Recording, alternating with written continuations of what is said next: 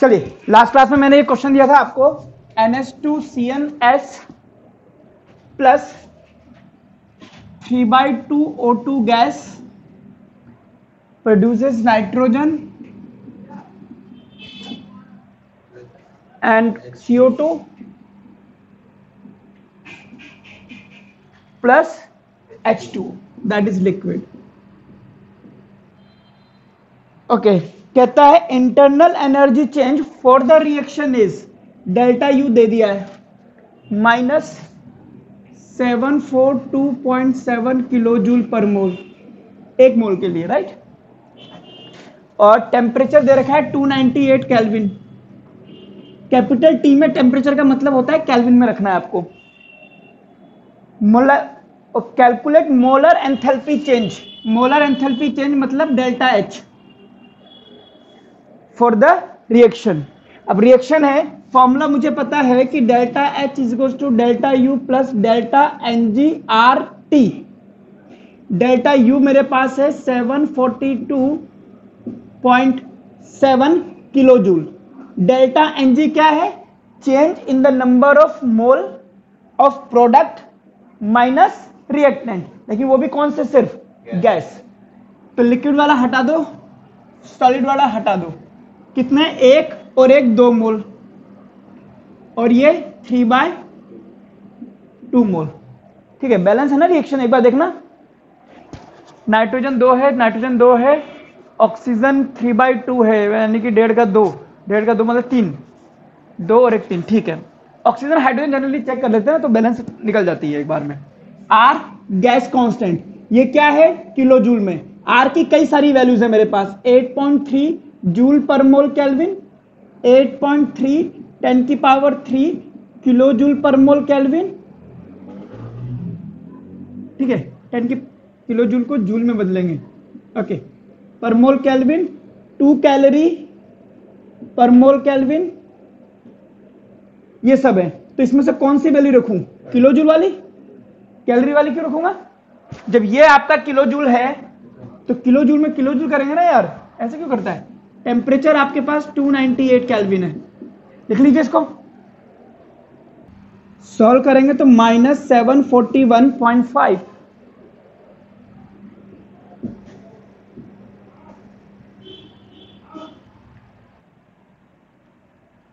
एक और चीज पढ़ा देता हूं, ये चीज हम 12th में भी पढ़ते हैं, तो मेरे हिसाब से इस बार 11th में नहीं होनी चाहिए थी, बट ठीक है तो मैं बता देता हूं, लिख लीजिए।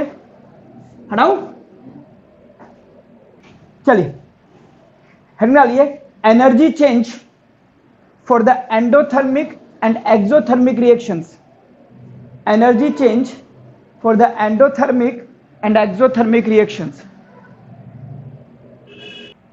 चलिए बेसिक समझते हैं क्या चीज है ये। सपोज कीजिए ये एक रिएक्टेंट है ए और सी बी, ये रिएक्शन करके ए बी प्लस सी बनाते हैं, ये आपकी नॉर्मल रिएक्शन है। क्या होता है, रिएक्टेंट के मॉलिक्यूल के पास भी कुछ एनर्जी होती है।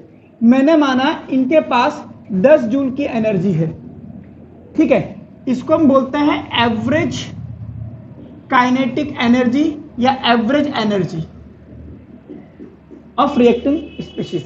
बट जब ये रिएक्शन होती है तो इसमें एक इंटरमीडिएट बनता है ए सी बी, ये दोनों मिलकर के ये बनाएंगे, फिर ये टूटेगा तो ये चलेगा, तो ये रिएक्शन का पाथ है।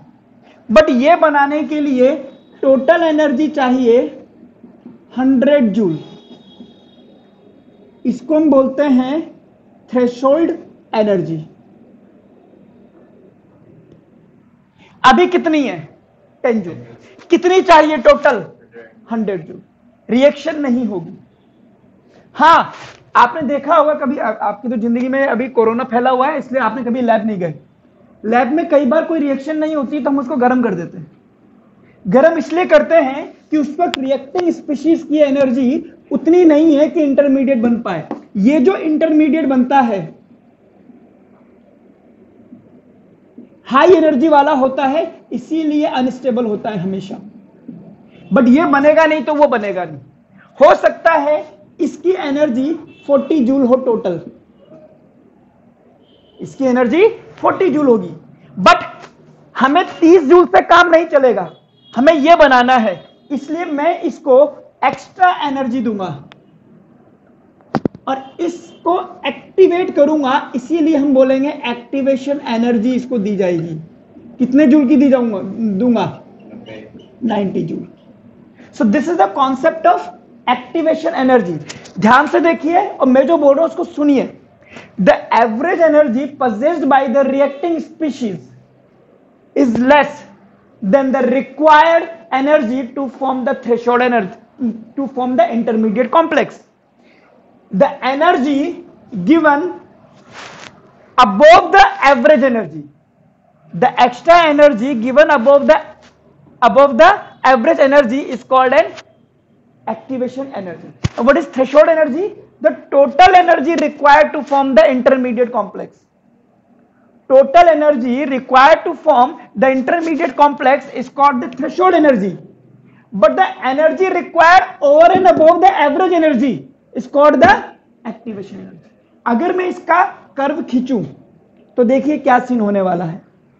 यहां मैं लिखता हूं प्रोग्रेस ऑफ रिएक्शन और यहां पर है मेरे पास एनर्जी। अभी मेरे पास क्या है? A plus C B reactants है और इनके पास टोटल एनर्जी 100 जूल। जब ये इंटरमीडिएट बनाएंगे तो इसकी एनर्जी कितनी होगी? 100। ये 100 जूल चाहिए, बट ये इसमें चेंज हो और फिर प्रोडक्ट में जाए। प्रोडक्ट कितना है? 40 जूल का। तो ये बन गया मेरे पास प्रोडक्ट ए बी प्लस सी, जिनकी एनर्जी कितनी है? 40। अब यहां पर देखिए ये टोटल एनर्जी क्या है? Threshold energy. ये क्या है? Average energy. और ये क्या है? Energy of activation. बट अगर 10 जूल है, सुनना ध्यान से, आपने कितने जूल दोगे इसको? 90 जूल, बन जाएगा 100 जूल। लेकिन ये टूटेगा, टूट करके कितने जूल में चेंज होगा? 40 जूल। कितने जूल बाहर निकाल देगा? 60 जूल निकाल देगा। आपने कितना दिया? 90 जूल। इसने कितना दे दिया? 60 जूल। एनर्जी जो गिवन होती है वो पॉजिटिव में लिखी जाती है और जो एक्सर्ट होती है वो नेगेटिव में लिखी जाती है थर्मोडायनेमिक्स। तो दी हुई एनर्जी पॉजिटिव और निकली हुई नेगेटिव। कितना आया? 30 जूल। 30 जूल आपकी तरफ से एक्स्ट्रा गया। कौन सी रिएक्शन है? Endothermic reaction. कौन सी रिएक्शन है? एंडोथर्मिक रिएक्शन है और यह कहलाएगा आपका डेल्टा एच। टोटल फ्रीक्वेशन, टोटल रिएक्शन जो हुई है, टोटल आपकी तरफ से 30 जूल गया है। 90 गया था जिसमें से 60 तो वापस मिल गया यार। तो ये होती है एनर्जी ऑफ एक्टिवेशन, जो कि अगर आप ध्यान दोगे तो 40 में से 30 माइनस करने पे आएगा। तो ये जो चीज होती है इसको हम बोलते हैं मोलर एंथैल्पी चेंज। पहले बनाइए फिर इसमें लिखाता हूं।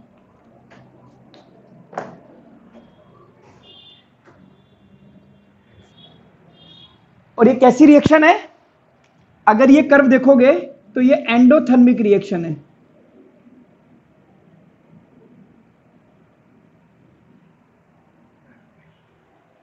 और डेल्टा एच कैसा आएगा इसमें? पॉजिटिव।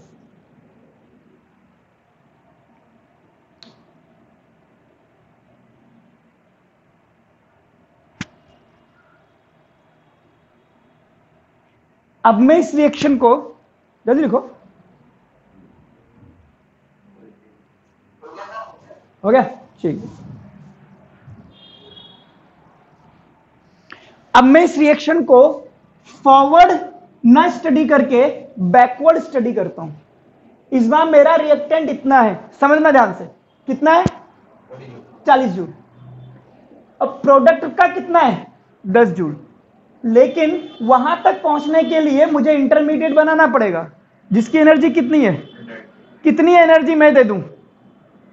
60 जूल। तो 60 जूल मैं दूंगा। फिर जब ये 100 जूल से 10 जूल में जाएगा तो कितनी जूल की एनर्जी निकाल देगा? 90। 60 मैंने दी है, 90 इसने दे दी है। तो कितनी इसने दे दी है? 30 जूल दे दी है ना। तो इसने बाहर निकाली है, यानी कि कौन सी रिएक्शन है? एक्सोथर्मिक। फॉरवर्ड एंडोथर्मिक है, तो बैकवर्ड एक्सोथर्मिक है। मैं इसको अगर मैं अलग से स्टडी करूं तो देखना ये कर्व कैसा बनने वाला है।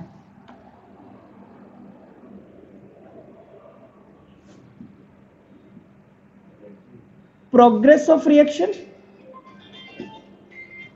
और एनर्जी चेंज या एनर्जी।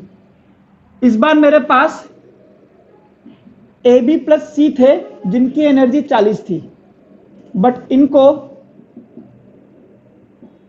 इंटरमीडिएट कॉम्प्लेक्स बनाना था जिसकी एनर्जी 100 थी। बट जो बना है उसके बाद में मेरे पास ए प्लस सी बी बन गया जिनकी एनर्जी कितनी थी?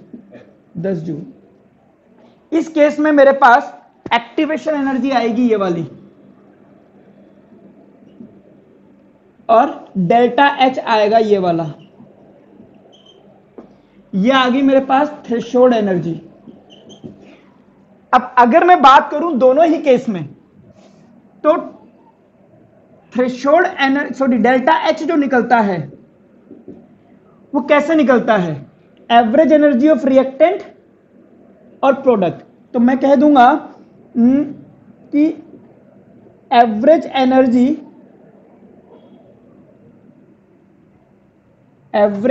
Energy of product minus average energy of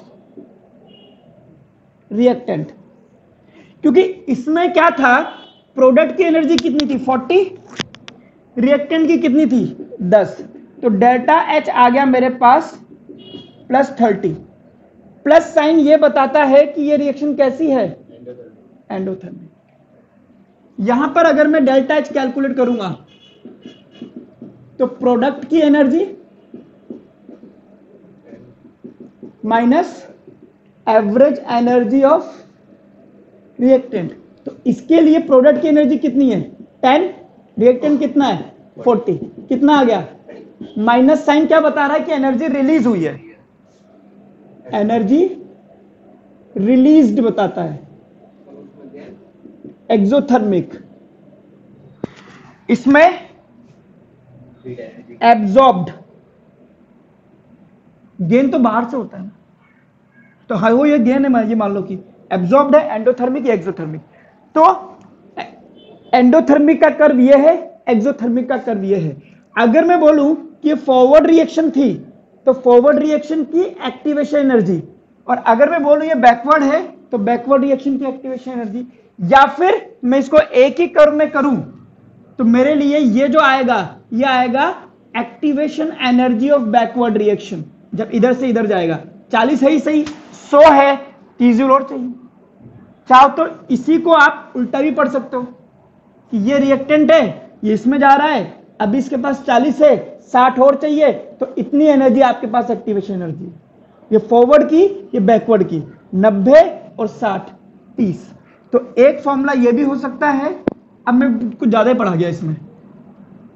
activation energy of forward reaction minus activation energy of backward reaction, ये भी एक फॉर्मूला हो सकता है, क्योंकि 90 में से 60 माइनस करूंगा तो भी मेरे पास 30 आता है। ठीक है, लिख लीजिए ये सब, और एक दो डेफिनेशन लिखाते हैं, फिर ये टॉपिक खत्म हो जाएगा आपका।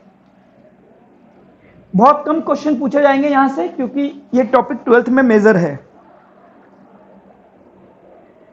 तो मेनली आपको एक्टिवेशन एनर्जी की डेफिनेशन याद रखनी पड़ेगी, वो मैं लिखवा दूंगा आपको। पर ठीक है, जो भी है। देखिए, the total energy required by the species, by the reacting species, the total energy required by the reacting species to form intermediate complex is called threshold energy, is called threshold energy. The total energy required by the reacting species to form intermediate complex is called threshold energy. अब activation में भी same लिखूंगा, सिर्फ इतना सा लगा दूंगा, over and above the average energy, कि एवरेज एनर्जी के अलावा। लिखिए activation energy, the total energy over and above the average energy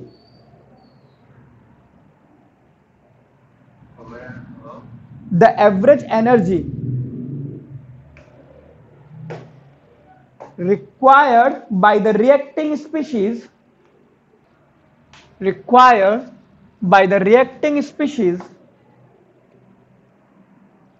to form intermediate complex is called activation energy। अब फॉर्मूले की बात करो तो एक्टिवेशन एनर्जी कैसे निकली, टोटल एनर्जी 100 चाहिए, इसके पास 10 है तो 90, यानी कि टोटल एनर्जी में से, यानी कि थ्रेशोल्ड एनर्जी में से आप एवरेज एनर्जी माइनस कर दो तो आपको एक्टिवेशन एनर्जी निकल जाएगी। चलिए, तो एक्टिवेशन एनर्जी की डेफिनेशन याद रखना, ये थोड़ा सा इसका डायग्राम का ध्यान रखना बस, वैसे पूछने के चांसेस कम होंगे। मेन मुद्दा हमारे पास है अगला टॉपिक जो इंपॉर्टेंट रहेगा, आपसे भी पूछा जाएगा। हेडिंग डालिए एंट्रोपी। एंट्रोपी इसको हम एस से बताते हैं।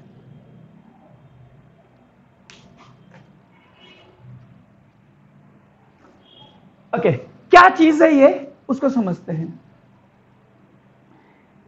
देखो क्या होता है ना कि हम देख रहे हैं केमिस्ट्री में, हम उसके लिए फिजिकल क्वांटिटी बताते जाते हैं, एनर्जी निकल रही है उसको हीट में बता दिया, इंटरनल एनर्जी, ये सब चीजें। बट एक चीज ये है कि अगर आप बात करो कि अंडा है, अंडा आप सिंपल देख रहे हो तो लिक्विड है, गर्म कर दिया तो वो सॉलिड हो गया। ये क्या चीज है, सॉलिड है, लिक्विड है, गैस है। सॉलिड में मॉलिक्यूल थोड़े तमीज से रहते हैं, हिलते ही नहीं है। लिक्विड में थोड़ी सी बदतमीजी करते हैं, हिलते रहते हैं। गैस तो कतई कमीने है, समझ रहे हो। तो क्या हो रहा है, ये कौन सी चीज है जो अलग अलग जा रही है। एक यूं कहो कि एक आर्मी की लाइन है तो बिल्कुल ऑर्डर में जाते हैं, सीधे से जाते हैं। एक राजी चौक पे मेट्रो से निकलते वाली लाइन है तो वो बदतमीजी है। तो आप समझ रहे हो, ये वो क्वांटिटी है मॉलिक्यूल्स की जिसमें मॉलिक्यूल्स एक पर्टिकुलर पैटर्न में अरेंज है, तमीज से है, और एक वो जो बदतमीजी कर रहे हैं। इस चीज को बताने के लिए हमने एंट्रोपी वर्ड को यूज करा है। तो एंट्रोपी क्या बताती है, एंट्रोपी बेसिकली बदतमीजी है। जो सॉलिड तमीज से है, जिसके मॉलिक्यूल तमीज से हैं, नहीं घूम रहे, बिल्कुल प्यार से है, तो उसकी एंट्रोपी कम है। लिक्विड की एंट्रोपी ज्यादा है, गैस की एंट्रोपी बहुत ज्यादा। तो ये चीज है एंट्रोपी, लिखना इसको।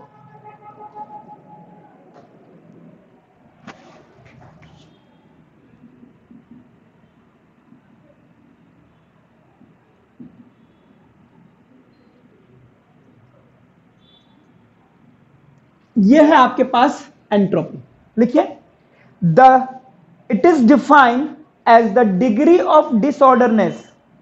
एंट्रोपी के लिए लिखिए, it is defined as the degree of disorderness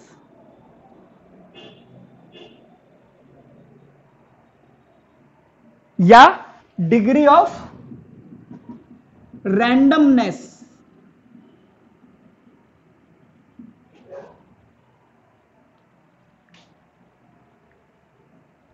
of a system, clear. ये तो होगी डेफिनेशन। अगेन हम एंट्रोपी कैलकुलेट नहीं कर सकते, इसलिए हम चेंज इन एंट्रोपी कैलकुलेट करते हैं। अगर चेंज इन एंट्रोपी पॉजिटिव आती है और नेगेटिव आती है, अगर सॉलिड से लिक्विड गए तो सॉलिड की एंट्रोपी कम है, लिक्विड की एंट्रोपी ज्यादा है, तो फाइनल माइनस रिएक्शन करोगे तो ये पॉजिटिव आएगा। तो हम कह देंगे कि एंट्रोपी बढ़ रही है, और नेगेटिव आई तो हम कह देंगे कि एंट्रोपी कम हो रही है। एंट्रोपी बढ़ रही है मतलब डिसऑर्डरनेस बढ़ रही है।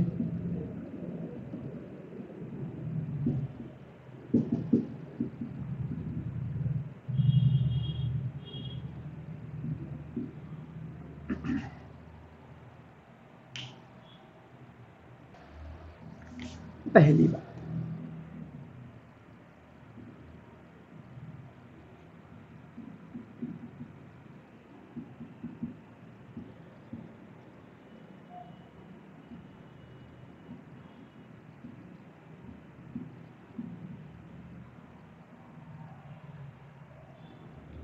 सॉलिड से लिक्विड जाओगे, लिक्विड से गैस जाओगे तो एंट्रोपी बढ़ती जाएगी, यानी कि मॉलिक्यूल्स डिसऑर्डर्स होते जाएंगे। हाँ वो क्वेश्चन कराना पहले। चलिए आगे लिखिए थर्ड पॉइंट, ये दोनों लिख लिया। थर्ड पॉइंट लिखिए entropy of A reaction increases if, entropy of a reaction increases if number 1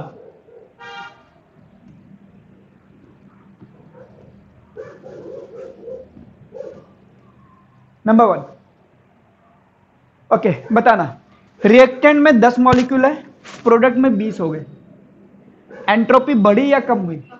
बढ़ गई ना, ज्यादा मॉलिक्यूल है तो ज्यादा बदतमीजी करेंगे, डिसऑर्डरनेस बढ़ गई ज्यादा, 10 है तो थोड़ा तमीज से रहेंगे। लिखिए नंबर 1 नंबर ऑफ मॉलिक्यूल्स और particle increases, number of molecules और पार्टिकल इंक्रीजेस।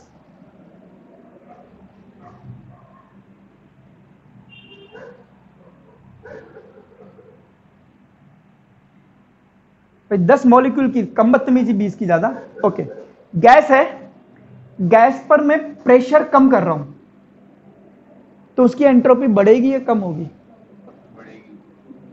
कम कैसे होगी? प्रेशर ज्यादा होता है तो मॉलिक्यूल पास पास होते हैं, पास पास होंगे तो वो स्टेबल होंगे, भागेंगे नहीं इधर उधर। प्रेशर कम है तो कोई भी कहीं भी भागेगा। भाई मैं हूं, मेरा प्रेशर तुम लोगों पे ज्यादा है तो तुम वही करोगे। अब तुम्हें पता है कि जाते भैया 10 मिनट मुर्गा बनाएंगे, अगर ये नहीं करा तो तुम कर क्या आओगे? प्रेशर कम करो तो तुम तो मुर्गा बन के उड़ने लग जाओगे, तो वाली बात है। लिखिए प्रेशर डिक्रीजेस, प्रेशर डिक्रीजेस,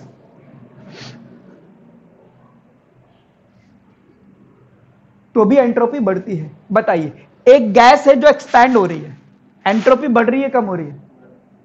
बढ़ रही है। एक्सपैंड हो रही तो कहीं भी जाएगी। अगला लिखिए expansion of A gas,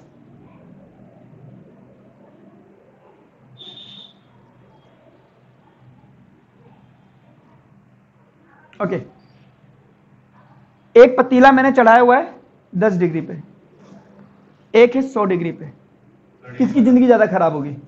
100 degree वाले की। डिसऑर्डरनेस ज्यादा होगी, टेम्परेचर बढ़ता है, मॉलिक्यूल कहीं भी भागता है, रैंडमनेस। तो अगला लिखिए टेम्परेचर इंक्रीजेस, एक मॉलिक्यूल है ये टूट करके 2 मॉलिक्यूल में चेंज हो गया तो भी एंट्रोपी बढ़ गई, नंबर ऑफ मॉलिक्यूल बढ़ गए। तो अगला लिखिए in case of decomposition, in case of decomposition,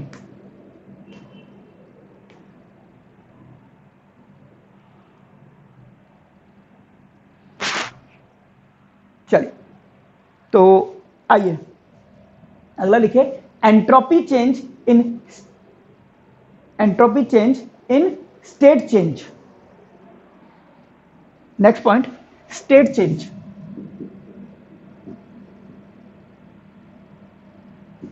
हमने पिछली क्लास में यह पढ़ा था कि अगर सॉलिड से लिक्विड बनता है तो टेम्परेचर कांस्टेंट होता है ना,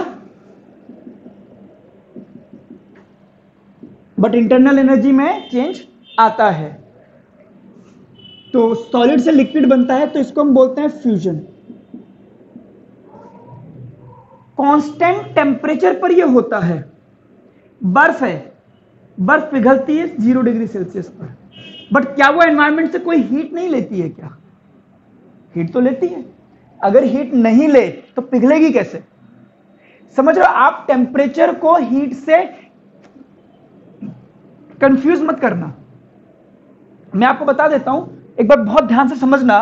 बेसिक ये कहता है कि किसी भी सिस्टम को जब आप हीट देते हो तो ये हीट 2 काम करती है। पहला, या तो उसकी स्टेट चेंज कर देगी, और इस वक्त टेम्परेचर नहीं बढ़ता है। जैसे सॉलिड से लिक्विड, आइस का पिघलना पानी का उबलना। पानी जब वेपर में चेंज होता है तो उसकी स्टेट चेंज हो रही है, और स्टेट चेंज होती है तो टेम्परेचर नहीं बढ़ता है। तो ऐसा नहीं होता कि जब भी किसी सिस्टम को आपने हीट दी तो उसका टेम्परेचर बढ़े ही बढ़े, नहीं। अगर उसका टेम्परेचर कांस्टेंट है, आप उसको हीट दिए जा रहे हो, उसका टेम्परेचर नहीं बढ़ रहा है, इसका मतलब है उसकी स्टेट चेंज हो रही है। वो या तो सॉलिड से लिक्विड जा रहा है या लिक्विड से वेपर या गैस में जा रहा है। लेकिन पानी है 10 डिग्री सेल्सियस पर, अब आप हीट दे रहे हो तो उसका टेम्परेचर बढ़ेगा।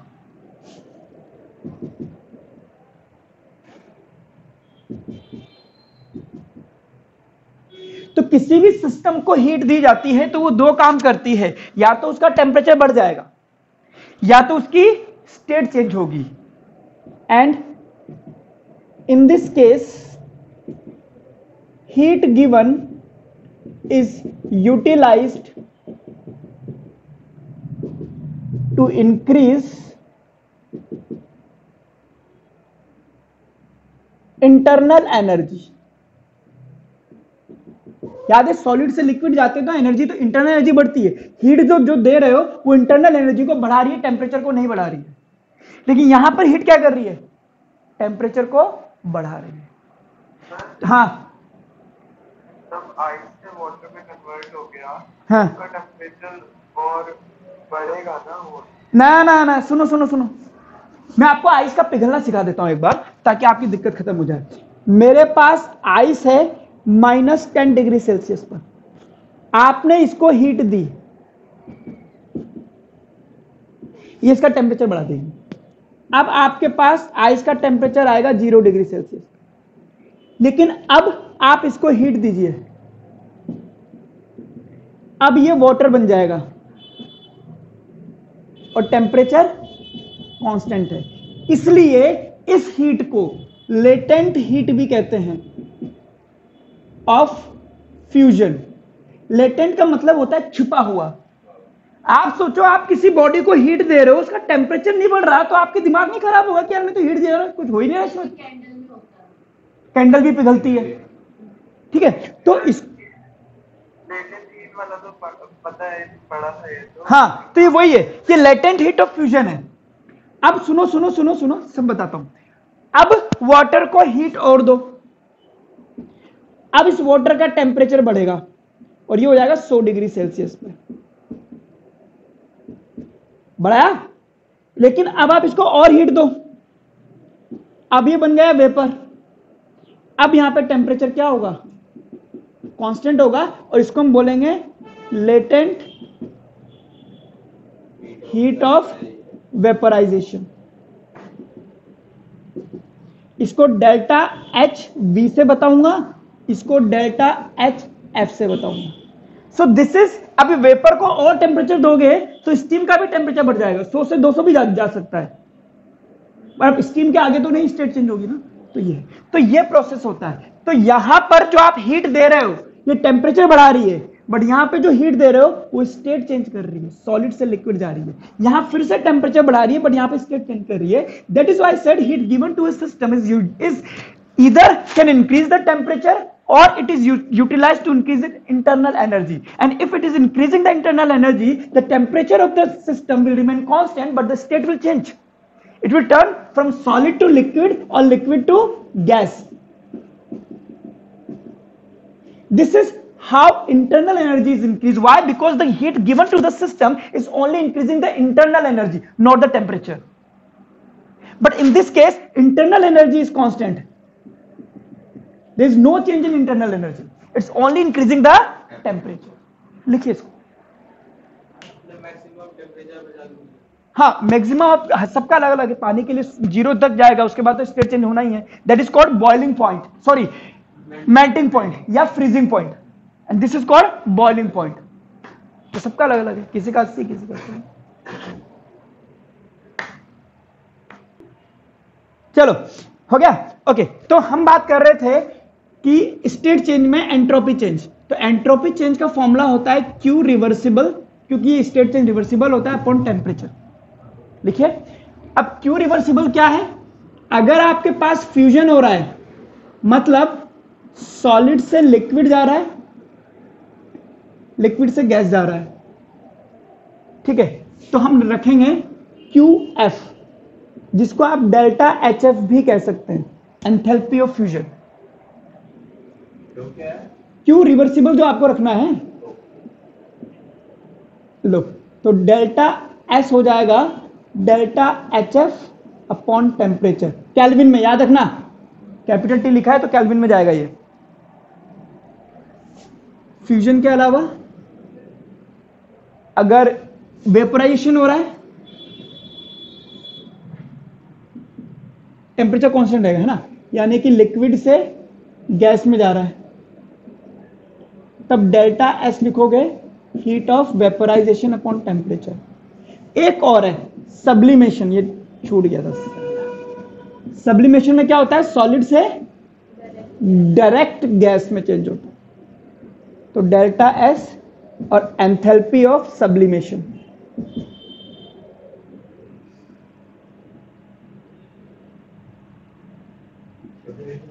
एंथैल्पी ऑफ, हाँ हाँ, वेपोराइजेशन।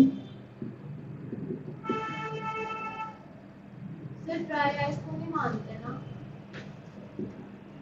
ड्राई आइस क्यों नहीं मान सकते? नहीं मानते क्यों, क्या कहते हैं, नहीं मानेंगे?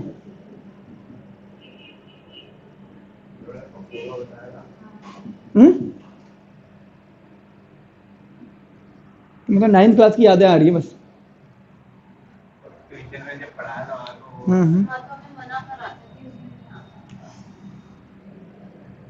सही बात है, क्योंकि ड्राई आइस का अलग सीन है, CO2 होती है ना ड्राई आइस, है ना। लिए एंड नेक्स्ट वाला, entropy for an isothermal process. Entropy for an isothermal process. Isothermal, isothermal में डेल्टा U कितना होता है, 0, है ना। इंटरनल एनर्जी में चेंज, हमारे पास क्या था वो formula, delta U is equal to Q plus W for isothermal process. आपको याद है ना इसका फॉर्मूला क्या होता था, NCV डेल्टा T। तो डेल्टा T 0 होता था ना, तो डेल्टा U क्या आ गया, 0, है ना। Q प्लस W, तो Q हो गया माइनस ऑफ W, ठीक है, रिवर्सिबल। और work done in isothermal process, in reversible process क्या होता था, -2.303 nRT log V1 upon V2 या P2 अपॉन P1, और nRT की जगह कभी कभी हम PV भी रख देते हैं। तो हमें रखना है एंट्रोपी चेंज, तो entropy change will be Q upon temperature, Q की जगह रख दो -W रिवर्सिबल अपॉन टेम्परेचर, और W रिवर्सिबल की वैल्यू रखोगे, माइनस माइनस कट जाएगा, 2.303 nRT log V1 upon V2 और P2 upon P1 upon temperature. Temperature से टेम्परेचर कट जाएगा, अरे भाई कुछ ज़्यादा कट गया, तो डेल्टा S आ गया आपके पास 2.303 nR log V1 upon V2 और P2 अपॉन P1। थर्मोडायनेमिक्स में डायरेक्ट फॉर्मूला बेसिक क्वेश्चन बनते हैं ज्यादातर। क्या करना है, वर्क डन में से माइनस और टेम्परेचर, ये दो चीजें हटा देना, आपके पास डेल्टा एस का फॉर्मूला बन जाएगा। If entropy of ice and water, if entropy of ice and water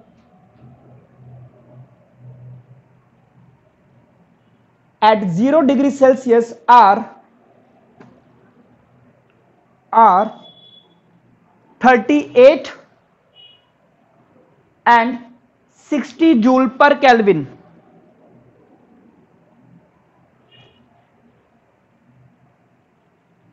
Calculate entropy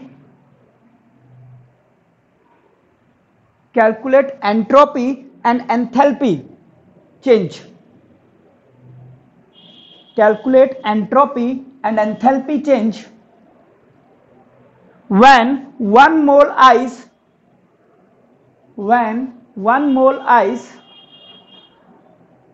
is changed to water.